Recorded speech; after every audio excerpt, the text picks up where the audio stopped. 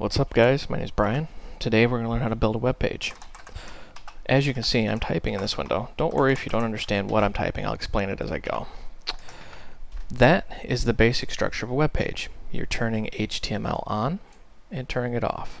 As you can see, this window is a notepad.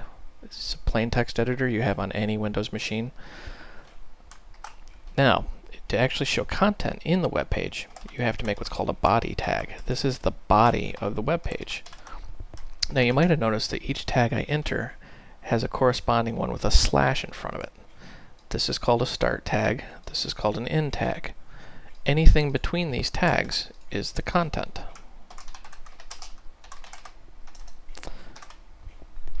Now, this is a basic web page. It might not look like much, but believe me, it's a web page. Let's go ahead and save this. Now, one thing I should probably cover is when you save out of something like Notepad, you have to be careful it's not a plain text document. Otherwise, it'll try to open it back up in Notepad. You should save it as an HTML file or an HTML. As you can see, I've already saved this file. Now, if we flip over, and you can see there's our file. When we open it, there's the content. Look familiar? Notice that the tags are magically missing. You just have hello world within the body. That might seem a little mysterious to you, but let me just explain it this way.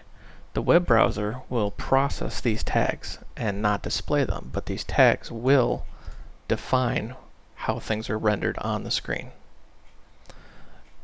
Next couple of videos we'll be showing you how to make things look a little prettier.